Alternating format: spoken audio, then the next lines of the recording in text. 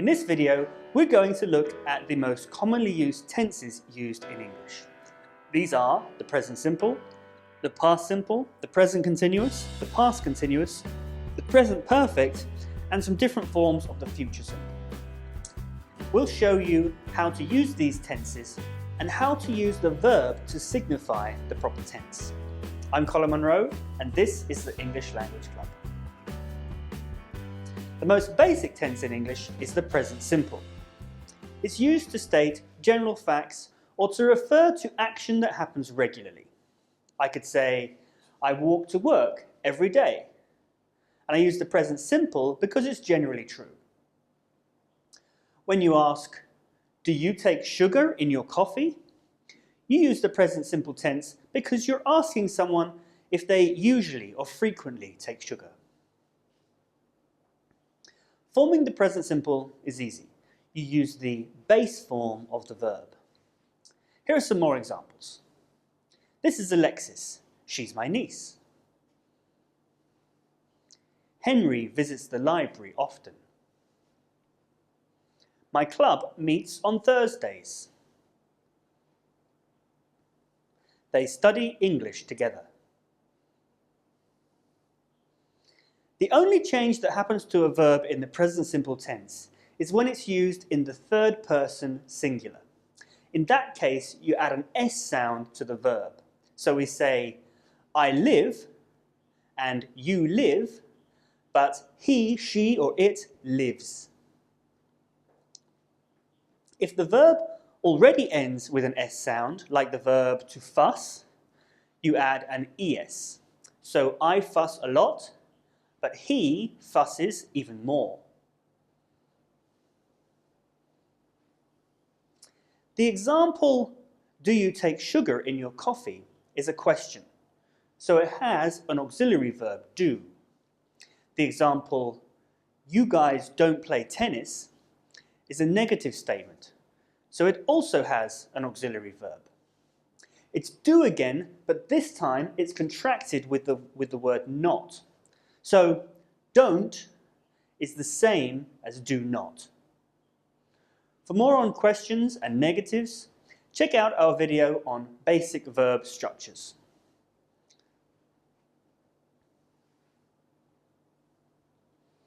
The next tense is the past simple. You use the past simple to state facts that used to be true or to show a completed action that happened once or regularly. So if you're talking about a previous time in your life, you can use the past simple to say, I walked to work back then, because it was something that happened regularly. It's also a statement of past fact. In the question, did you take sugar in your coffee this morning? It's appropriate to use the past simple because you're asking about one specific event in the past. It happened once. In both cases, the action is completed. To form the past simple with regular verbs, we normally add ed. Here are some more examples of regular verbs formed in the past tense. I lived in London. She cooked dinner yesterday. We danced a lot last night. They studied English together.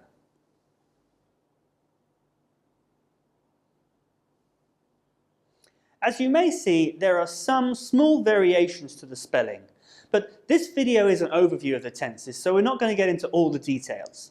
But we will look at how to form the different tenses more thoroughly in our video called Principal Parts. Also, many of the most common verbs are irregular, so they don't follow the same rules. So this link will take you to our video about common irregular verbs and their principal parts. When there's an auxiliary verb, as there often is, like when it's a question or a negative, the form of the main verb doesn't change, but rather it's the form of the auxiliary verb that changes. So the examples, do you take sugar in your coffee, and you guys don't play tennis, become, did you take sugar in your coffee? And you guys didn't play tennis. Watch our video on verb structures and auxiliary verbs to see the rules for the different types of sentences. So, the simple tenses show fact or actions as a whole. To communicate an action that's taking place right now or around now, we use the present continuous tense. For instance, we would say, I am walking to work if I'm doing it right now. Continuous tenses are formed using the ing suffix and the auxiliary verb to be. This is true for all continuous tenses. To be is very irregular and has its own set of rules, so you should definitely watch our video on the verb to be to learn how it works. Here are some more examples. Are you taking your medicine? Alexis is being funny. Henry is visiting the library again. My club is meeting in my apartment right now. They are studying English together. The past continuous tense is almost exactly the same. It uses the ing form of the verb, and the only thing that changes is we use the past simple form of the verb to be, which is was or were. We use the past continuous when talking about an action that was in progress at a certain time in the past. For example, I was walking to work. Since this is a continuous tense, the action is in the middle of happening at the time we're talking about. Here are some more examples. Were you taking your medicine? Alexis was just being funny. Henry was visiting the library again. My club was meeting in my apartment yesterday. They were studying English together. So that's the past continuous. Sometimes we need to express that we're interested not so much in the action itself, but in the result of that action. An action could take place in the past, but its results continue to the present, like closing a door. The action may have finished, but the result of that action is ongoing. In this case, the door is still closed. So we say, I have closed the door. This is the role of the present perfect tense. It can be more complicated than other tenses, but the important thing to remember is that the emphasis is on the result now. That's why it's called the present perfect tense, even though the action is in the past. The present perfect is used forming the auxiliary verb have or has. Then we have the past participle form of the main verb, which for regular verbs is also the ed form. Remember to check out our video on irregular verbs to see how they're formed. In this video, we're just going to be focusing on regular verbs. Here are some more examples. Have you studied Italian? Henry has visited the library. We have finished dinner. You haven't played tennis today. They have studied English together.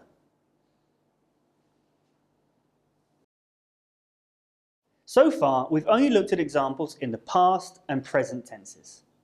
When you speak of actions taking place in the future, you don't need to learn any new forms of the verb. You just need to change the auxiliary verbs. So let's look at 3 ways of using verbs to express future actions. I will walk to work. I'm going to walk to work. I'm walking to work tomorrow.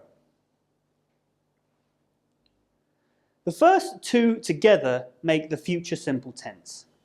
It's used similarly to the past and present simples to express an action that will take place once or regularly, as well as for a fact that will be true in the future.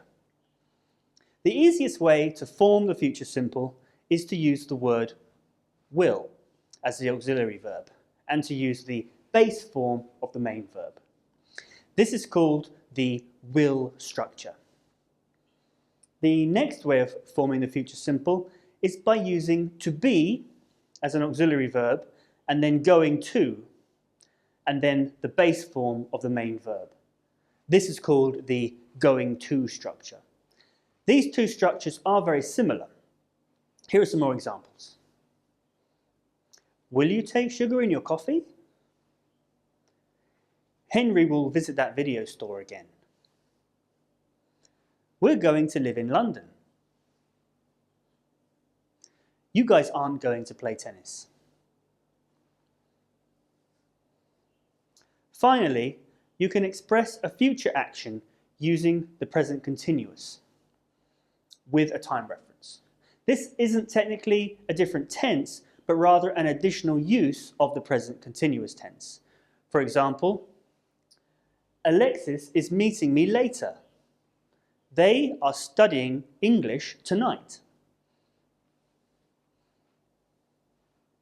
So let's recap. The simple tenses are used for facts or common occurrences. The present simple generally uses the base form of the verb, and you only need an auxiliary verb if it's a question or a negative. The past simple uses the ed form of the verb and is used for completed actions in the past.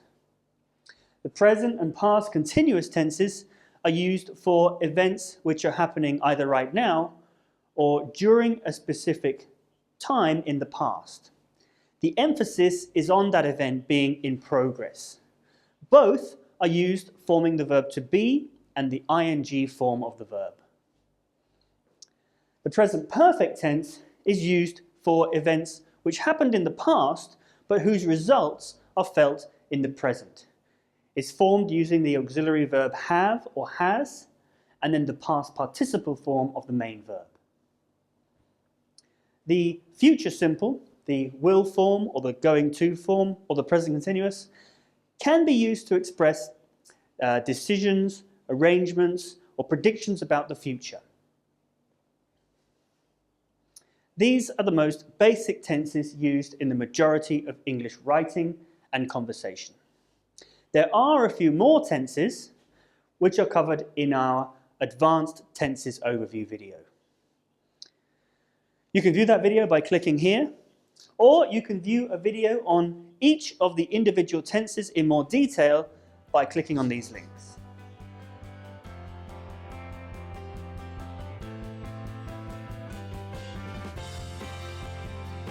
So, these 6 tenses are the easiest to form and the most commonly used. So these should be the first ones that you learn. It's handy that the spelling of the main verbs usually changes very little, and even for the most irregular verbs, there are at most 4 different forms.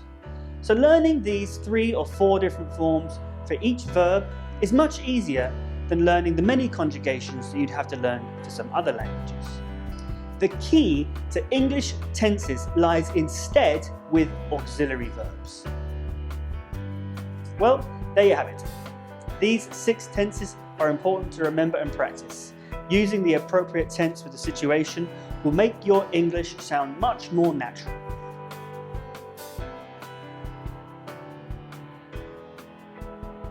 Thanks for watching, and I hope you found this useful.